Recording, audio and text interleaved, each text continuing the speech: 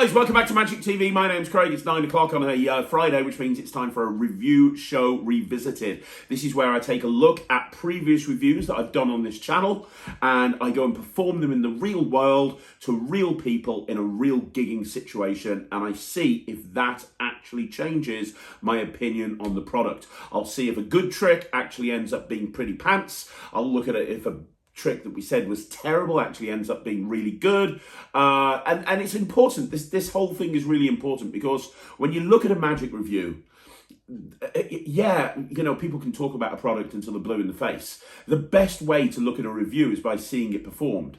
However, the absolute best way to see a review is to see it performed in the real world. And I honestly think as a reviewer, you only get a good idea about the product when you've actually performed it in the real world. And yeah, I've got experience, so I have a rough idea of how something's going to play, but ultimately, I've done stuff in the real world in the past that I thought would be brilliant, and it's ended up being terrible, and vice versa. So, that's the whole concept of this program. Thank you so much to everyone that said really nice things about the first episode last week. You are right, everyone that said it must take a long time to put together. It does take a long time to put together. I have to go out and perform it in the real world, in a real gigging situation. If Ryland's involved, I have to get Ryland performing it as well. It can take quite a while. So it's worth it. It's worth it as long as you guys enjoy it. And the feedback from the first episode was great. So as long as you guys are happy, we're going to carry on doing it. I'm going to be looking at 2 products this week. So I'm going to be looking at 2 products, 2 routines that we looked at in a previous review show. Both of these were actually reviewed on the Craig and Ryland review show. I'm going to look back at them and we're going to see if my review changes. And in actual fact, the first product I'm going to be looking at, we trashed. Myself and Ryland said it was absolutely terrible. In fact, I believe we even did an honest trailer on it and said, do not buy this under any circumstances. So I think this is going to be very interesting to see if my opinion changes based on performing this in the real world. So let's have a look at the first product. Okay, so the first thing we're going to be looking at today is the Doozie Deck. Now, the Doozie Deck is something that came out a little while ago, and I gave this a very, very negative review. Both myself and Ryland gave this a very, very negative review. The general concept of this trick, if you didn't see the review or if you've never heard of it before, the general concept is you show a deck of cards that's printed, somebody picks a card, they pick the card, they look at it, they remember it, and then you show that every card's blank except for their card, and then you ultimately print the deck again and show that the deck is now fully printed. That's basically the concept. Now, I had a few issues with this, and one of the issues is I said that as a method, it's kind of fairly obvious. It's an obvious thing that laymen would jump to. So if you showed a layman this trick, they're going to think of this method, and there's nothing really new here. It's just taking a concept and just presenting it is. There was no real presentation to it. There was nothing to it really. It was just what it is. In fact, we did an honest trailer on it as well. In fact, what I'll do very quickly, just so you've got a frame of reference, is I'll play that honest trailer for you. Let's have a look at that right now.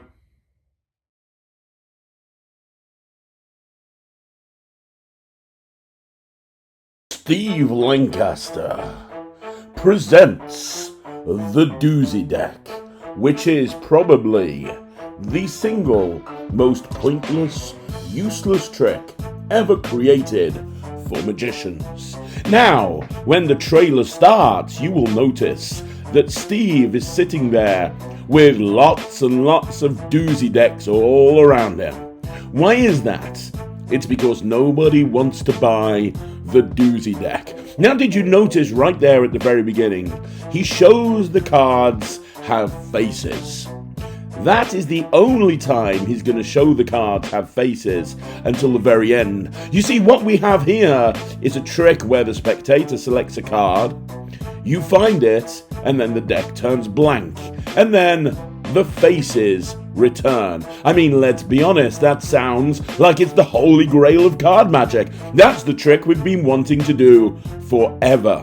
The problem is, there are a few issues with this deck, and the first main issue being that the cards cannot be examined. They can't even be shown fully. Now, this is a problem where you're taking a deck of cards and turning them blank. Let me ask you a question. Do you think if somebody picks a card and then every card in the deck turns blank except for their card, they'll want to have a look at the deck? Yes, they will, and they can't. But then the deck turns back to normal, and still they can't examine their cards. They can't examine anything. Now, this wouldn't be a problem if it was a clever method. This wouldn't be a problem if it was something revolutionary, but it's not. If you asked a layman to describe a method for this trick with no magical knowledge, they would probably come up with the method used in this trick. And the main problem is there are so many other ways that you can achieve this effect. Hello? Mental photography called. They want their concept back. Like, seriously. Why would you go down this route when you can use a mental photography deck? There's no advantages. Both decks can't be examined, but at least with a mental photography deck, the fronts and the backs of the cards can be shown completely blank on the entire face before going into a change. Oh, and it's not a force of a card, and an obvious force at that. This is a badly constructed, ill-conceived routine that really didn't need to be created. It solves a problem that doesn't exist. In a world where there are a million different ways to turn a deck blank, this is probably, without a shadow of a doubt, one of the worst methods for achieving this trick. It's not examinable, the method is convoluted, and not having to do a deck switch is not a selling point. Dean Dill's Blizzard was a million times better and could be examined. Doozie Deck is not very good. Please do not buy it. It won't even make it into your bottom drawer. Because to get to your bottom drawer, you're going to have to pass your trash can. And you're going to have an overwhelming urge to throw it in there and then cry into your pillow because of all the money you have literally thrown down the toilet. So there you go. Ultimately, we said this was not a very good trick, and we advised everyone not to buy the Doozie Deck. Now, I wanted to do this on the review show Revisited because, like I said at the beginning, I don't want this to be... It would be easy for me to just go and take tricks that we gave a good review for, go and perform them in the real world, and that I know they'll do well. I know they'll do well because if I've given it a good review, I've got enough confidence in it that I can put a presentation together, I can put a handling together that I know will make it work. So I can very easily, if I've given something a good review, generally as a rule, I know I'm going to find it very easy to get a good reaction in the real world with that trick. But I didn't want this program, or I didn't want this particular show to be just about taking the tricks that we've given a good review to. And this is the perfect example because I didn't like this at all. I hated it. And I thought this would be an interesting thing to do in a real world environment. So that's what you're going to see in a minute. You're going to see live performance footage of me performing this in the real world. Now, when I decided I was going to do this, and the footage you're about to see is at a charity event.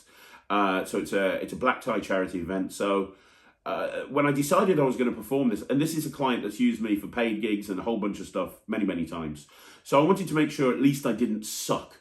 So I kind of went back and I looked at the Doozie Deck. I looked at the performance that myself and Ryland did on the review show.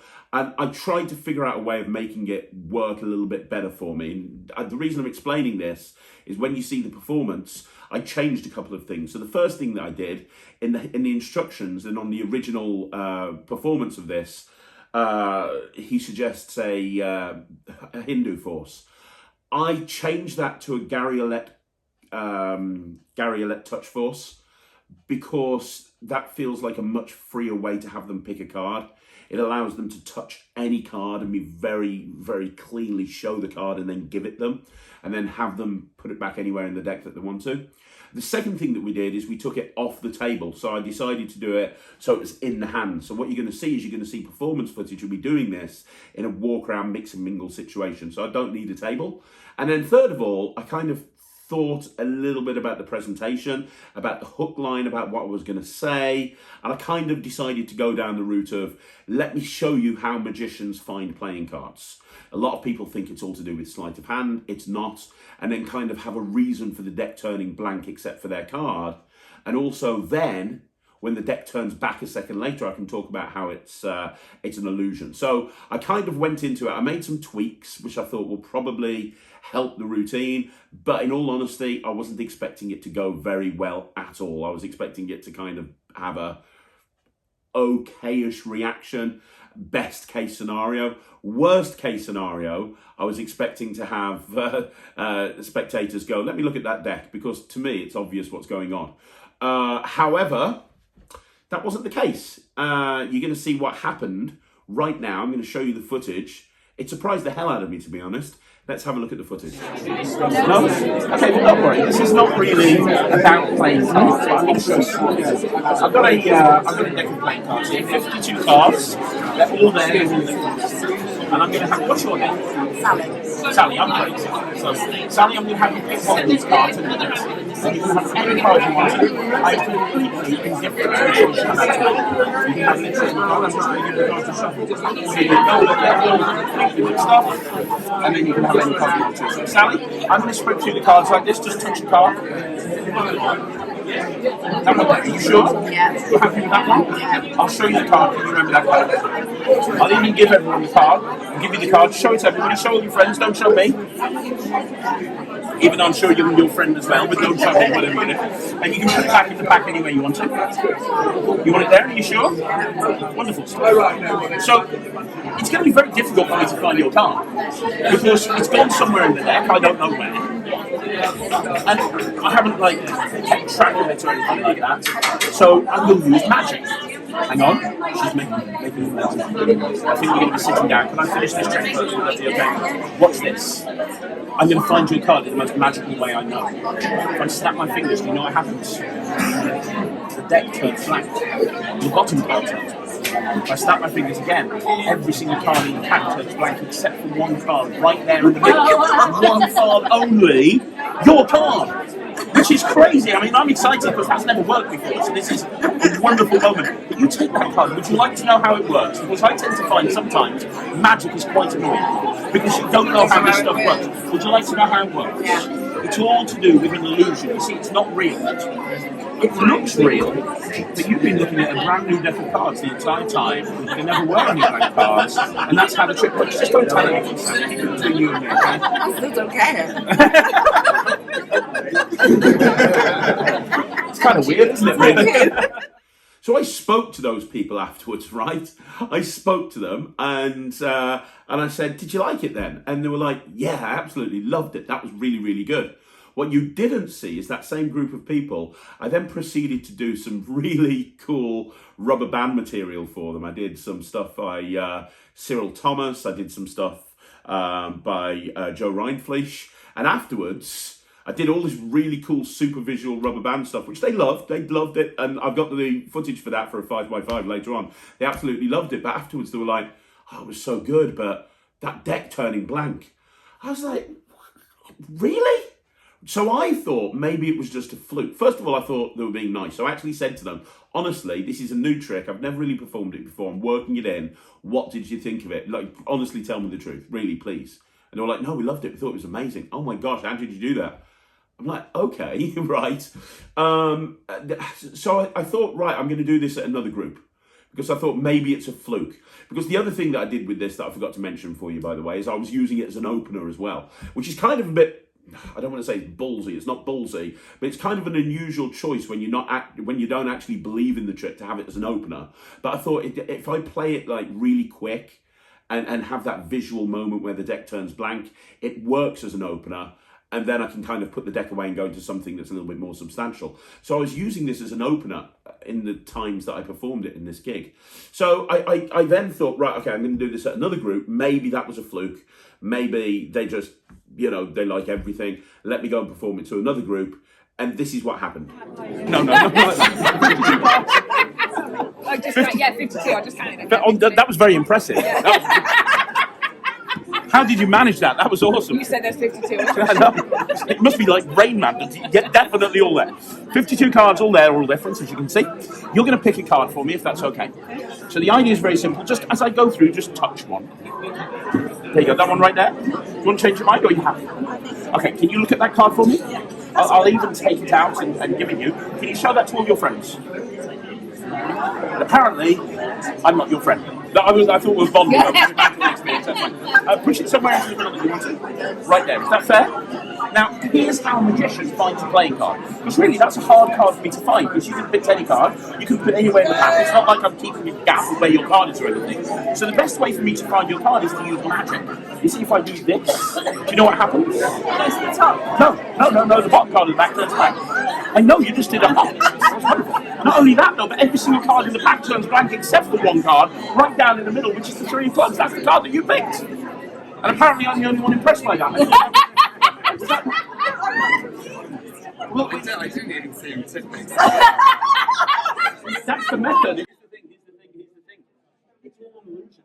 It's not real. No, they were all there. You just didn't notice them. Oh my God! Yes, but I go by the name of Craig, just so you know. That's fine.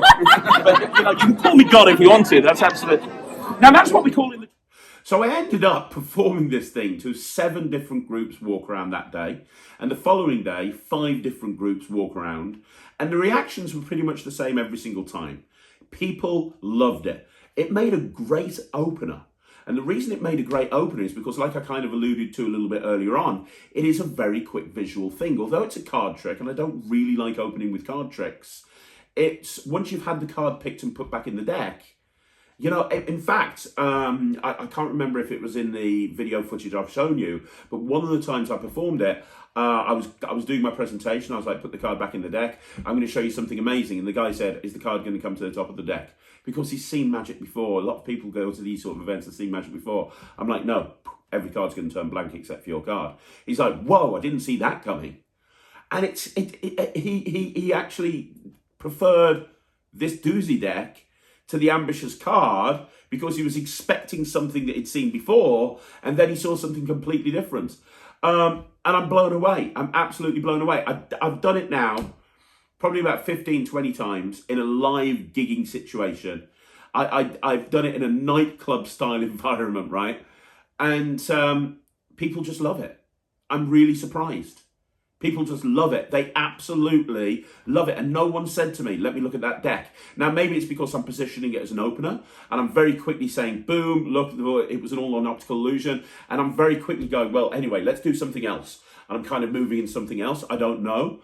But people are loving this routine. So, I'm gonna change my review. I mean, that's what this is all about, right? That's what this program is all about. It's about revisiting the review. I can't lie and say, oh, it's terrible when I get the reactions that I'm getting consistently over and over and over and over again. So I have to be honest and I have to say, this is actually a really good opener in the real world. I personally think that there are better ways to accomplish this. There really are. I can think of about 15 different ways of using rough and smooth that I can accomplish this, and I can have a better display, or I can have the fronts and the backs disappear. And there's routines that we've actually reviewed on the channel before that I think are better. Canvas is a perfect example. There's a few different things that we've reviewed on the channel before that I think are probably better, but I can't deny the fact that this is getting great reactions, and it's self-working. That's the thing. There's no skill to it at all. I mean, obviously I'm using a touch force, which isn't the most difficult thing in the world at all, to be honest. It's just holding a brake and then spreading and lifting up at the brake. It's not the most difficult thing in the world. But, outside of the force, it's very easy to do. It's an instant reset. No table required, instant reset, very easy to do, super visual, establishes credibility, great opener. I mean, will I carry on doing it? Well, put it this way, I'm changing the review to 90%. And I'd like to just say to the creator, I was wrong. You're right, and I'm really sorry that I gave it a negative review, and I completely changed my mind about this. Am I going to do it? Yes. Will it stay in my repertoire forever? Probably not. I've got a ton of openers that I'm happy with, but right now I'm digging the reactions I'm getting from this, so it's going to stay in my, we'll put it this way, after I finished filming it, I carried on doing it, which I fully expected to not do. I fully expected to do this Doozie Deck once, put it in the case, throw it in the bin, and never have it darken my close-up case again. But I carried on doing it, you know, over and over again. So that says it all. I'm changing the review to 90%. There's still much better ways of doing this, but there are a lot of positives, and it does get a really good reaction. So, got to say, it's recommended. So there you go. I'm going to, before we move on to the second review, I'm going to do what I always do on these review show revisits, which is I'm going to take one of the performance footages that I showed you earlier, and I'm going to do a commentary track over the top, just so you can kind of get an insight into what I was doing, why I was doing it at that particular point. So hopefully that will help anybody that's watching this video. So let's have a look at that with the commentary track, and then we'll move on to the second review. Okay, so the first thing I want you to note when you look back at this performance footage is there's a moment in the middle of the routine where they get called for their dinner and have to go into the other room. And at that point, I actually say to them, okay, finishing the trick. Now, nobody has ever said no, but it's kind of really important when they do that. When everyone else is leaving to go into dinner, you want to make sure that they're okay with you finishing the trick. It's just polite more than anything else. That's something that happened in this routine, so it's worth touching on. But in terms of the actual performance, there's not really much to go through here because it's a self-working trick. But notice I'm showing the cards front and back. Now, the other thing that I've discovered is it helps if you give the deck a shuffle first of all. Now, as long as you keep the bottom two cards where they are, then you're absolutely fine. You can shuffle them however you want to. So I tend to do a false cut and then a faro shuffle, keeping the bottom two cards the same. You can see the touch force there. I honestly think that this is much better as a way to go than the Hindu force. And then notice the moment where they're showing the card round allows me to do the move. You know, I kind of do the move at that point. That allows me to do the move. So the card gets put back into the deck nice and fairly. And at this point, I'm building up the possibility of what's going to happen. I'm talking about, hey, if I told you I could find your card without any moves, would that be good? There's no way I can keep track of it. I'll have to use magic. And at this moment, this is where people think that a standard thing's going to happen, like the card comes to the top of the deck or whatever. And you get this moment where you turn the deck over and you see that the bottom card of the deck has turned blank. People don't expect to see that. It's a really nice moment. And then you stop for a minute and they think that's the trick, and then you spread through and every single card has turned blank except for their card. Well, you see the reaction there because they feel like they had a free choice, and so that to them is completely impossible. Now, most groups that I've done this to, they reach over and grab that card immediately. Sometimes people are polite, like this group here, so I ask them to take it out. And in the action of taking it out and explaining that it's an optical illusion, that's when I do the next move, which allows me to then put the card back. And I almost do it like a paintbrush change. So I put the card in-jogged onto the deck, push forward, and immediately spread. And it's almost like I've done this incredible thing where I've printed the entire deck of cards. They kind of question reality. So it's very simple. It's very easy. But, you know, through experience, I can tell you that it really packs a punch. Just make sure that you do it nice and quick and snappy. Like I said, I think it would make the perfect opener.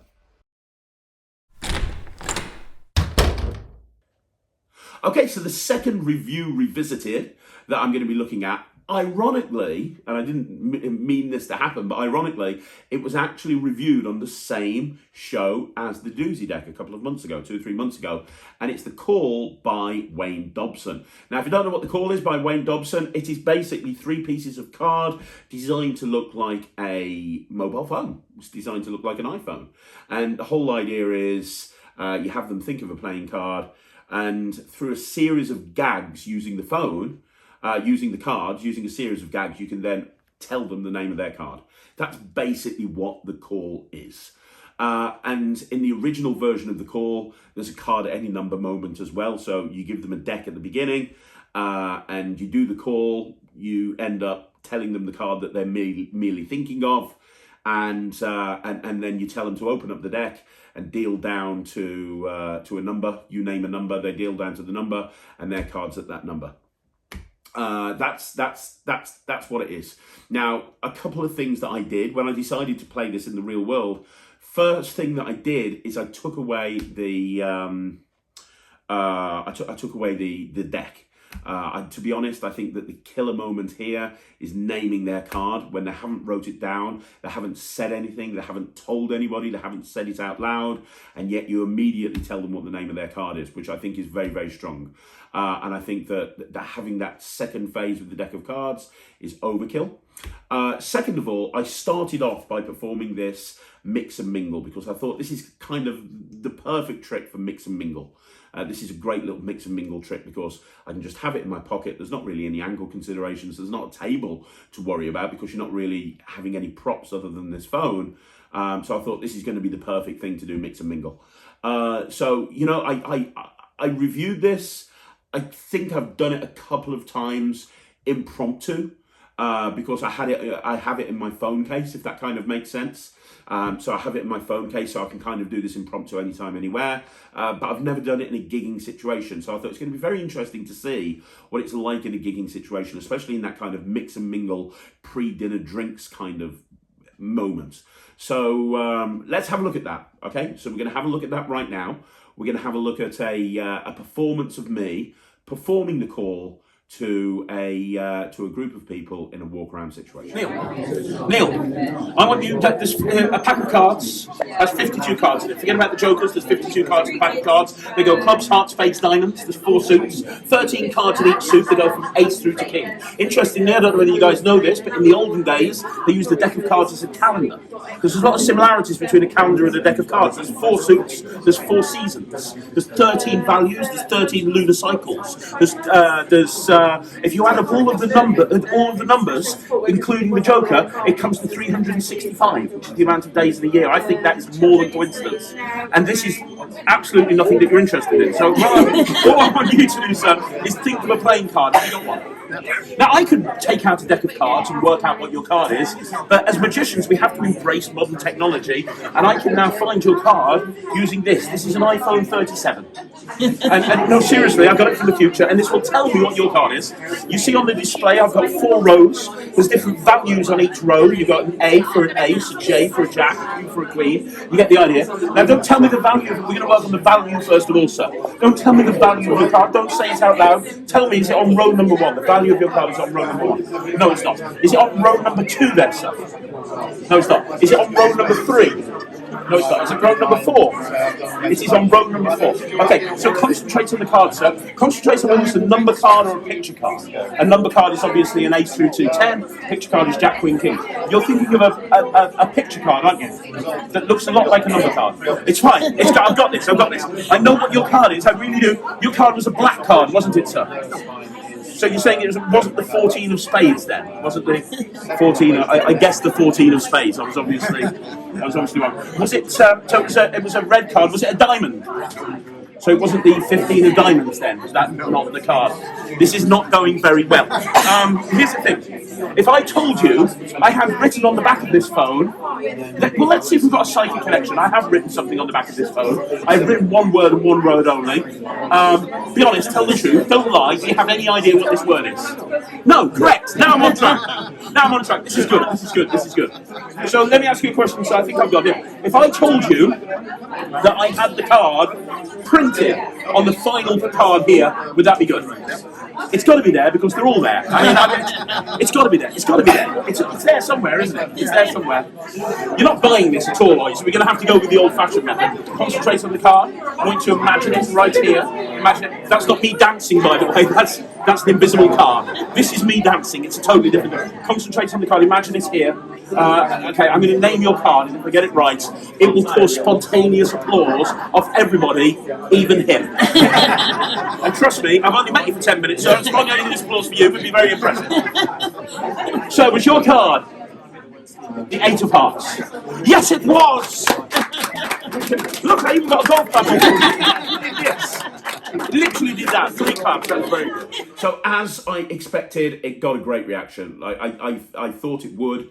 And it did. It got a really great reaction. What's really nice about this, and what's really nice with a lot of Wayne Dobson's routines, is it's entertaining. That's the key thing about this routine. It is entertaining. I mean, at the end of the day, it's just a card revelation. Someone names a card, you tell them what the card is. It's dull as dishwater when you actually think about it from a plot. You know, if I turned around to you and said, I've got a new trick coming out, it's a card, it's a trick where you think of a card and I tell you what it is. It's kind of like, all right, okay, whatever. But it's all of the gags that are built in to the routine that make it really interesting, because you've got this moment that you can engage an entire group with these jokes and you can make it really, really funny and really, really interesting and really, really engaging. And that's what I absolutely love about this. And, you know, it's an instant reset. You put it away, it's immediately reset. Absolutely love this. This has got some great reactions. I don't know why I never thought about doing this in a gig, but it plays really strong. And it's made me want to actually take it to gigs more often rather than just use it as an everyday carry type thing. Now, I was interested because at this charity event I was doing mix and mingle for the first hour, and then the second hour I was doing banquets. I was doing table magic, right? And it did make me kind of think, I wonder if this would work on a big table. I wonder, because there's so, you know, one question I get on this channel an awful lot is, can you perform the routine on, you know, or what routines can be performed to a big banquet table? And I've talked on the channel before about when you're performing to big tables, you want to perform to the whole group. You want to get everybody involved. And normally you have to have routines that play really big and, you know, so on and so forth. And I thought, I wonder if this will play to a big table. So I thought, I'll try it. So I did it at one of the banquet tables during the dinner. And I was amazed. Yeah, it does. It plays really well for sort of banquet style tables. In fact, I'm going to play that footage for you as well. I hope you don't mind, but I'm going to do the same trick again for you. But this time it's in a banquet situation. So a completely different situation. It's in a banquet situation instead of mix and mingle. But you'll be able to see exactly how this plays, and I was quite amazed at how it actually plays really well to a big group. But instead, I'm going to use modern technology. I have here, yes, I have here an iPhone 47 that made it really thin. What I want you to do, Leslie, I would like you to think of a playing card. Now, there's 52 cards in the deck. There's 4 suits: clubs, hearts, spades, diamonds. 13 values in each suit. Don't think of a joker. Think of one of the cards in the deck. Have you got one? Don't tell me. Don't say it out loud. At no point do everyone should say it out loud. I'm just going to come over to you. My iPhone here has 4 lines on it, 4 rows. Let me just come over to you so you can see. My phone has 4 rows on it, right? Now, you can see there's different values on each row. An A is an ace, a J is a jack, a Q is a queen. I don't need to tell me what the card is, but just tell me the value of your card, not the suit, but just the value. Is the value on the first line? Is the value on the second line? No. Is it on the third line? Is it on the fourth line? That's interesting, because that tells me everything that I need to know, which I know sounds ridiculous, but it does. Your card was a black card, wasn't it? It wasn't a black card. So hang on. So it wasn't the 14 of spades. I honestly thought it was the 14 of spades. Oh well, let me try that again. So it was a red card. It was a diamond, wasn't it? Yes. It was. Was it the 15 of diamonds? This is not going very well. I tell you what. Let me just see if we're on track here. Written on the back of the phone is a word. I need to make sure I'm psychically in touch with you. It could be any word in the English language. Be honest, tell the truth. Do you have any idea what this word is? No, the word that I've written on the back of this phone. Yeah. No, I've written a word, a random word. I did not envisage this being as difficult as it's actually become. I have written a word. No, I need to make sure we're psychically in touch. So forget the card for a minute. I've written a word here. Do you have any idea what the word is? No. That's correct, no. That was a long way to go for that joke, people. I'm going to be honest. But I'm there now. I'm there. I've got it. I know what your card is. Genuinely, if I had your card printed on the other part of this phone, would that be good? Look, they're all there. It's got to be there. It's got to be there somewhere. All 52 of them are on the phone. Still not impressed. Okay, look, this is obviously not working. So I'm going to have to do this with magic. I'm going to have to do this with real magic. Look at me. I want to imagine that your card is right here. By the way, that is not me dancing, that is me holding an invisible card. This is me dancing, it's a totally different thing. Okay, imagine the invisible card here, you've got it, yes. Imagine it in front of you. If I say your card, every single person here is going to go absolutely crazy. You will be baffled. You've not wrote it down, you've not told anyone. So if I said your card was the 9 of diamonds, it was the 9 of diamonds, that's where everybody goes crazy. Well, they just think you're a trustworthy. Don't leave me hanging. Thank you. So one of the things we said in the original review is we said that this is just a mix and mingle trick. This isn't something that you can perform to parlour. This isn't something that you can perform on stage. This isn't really something that you can perform banquet. And I'm wrong. I'm absolutely wrong, because looking at this, looking at the reaction I got, it engaged the whole group. Everybody, and you saw when I moved round to the person, but then I was showing everybody else on the table. It engaged the whole group, which I thought was great. It's it's great when you find tricks that will engage the whole group and keep them interested. And also, again, because it's very entertaining. It's not the most magical trick in the world, but it's really entertaining, which I think part of the time that's the most important thing, if you know what I mean. So you know what? I can't remember what I gave this before. I'll find out, but I'm going to up it by 10%. So whatever I gave it before, I'm going to give an extra 10% on top, because, I said it before in the review, but it's an instant reset. No table required, no pocket space, no angles, engaging, great hook, funny, entertaining, magical. What's not to love? And it plays bigger than I thought it would do. So this is great. If you haven't picked up a call yet, this is one of the best tricks. And you know what? You heard me saying the gag during the performance of this stuff. I used the line, "Oh, it's an iPhone 47 for the future." They've made them really thin. That is such a great line. It always gets people laughing. But, that's important. And we've talked about the hook before when you're performing to a group of people. Having that hook that just gets people laughing. Kind of, that's half the battle to draw them into the performance, and this trick has got that in spades. So I'm going to run the performance again and do a commentary track over the top, just so you can see what I was doing when I was doing it, and you can see what my thought process was while I was performing this trick. And then when we've done that, we'll come back and we'll wrap everything up.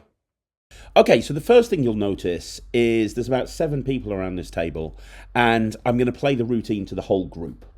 Now, you'll also notice that I picked somebody to do this that wore glasses. And the reason is they have to look at the card and they have to look at letters and numbers on the card. And I didn't want them to go, "Oh, I can't really see." By picking somebody with glasses on, you know that they're in a situation where even if they've got poor vision, they're going to be able to see. Although, ironically, she then took her glasses off. But the principle still remains.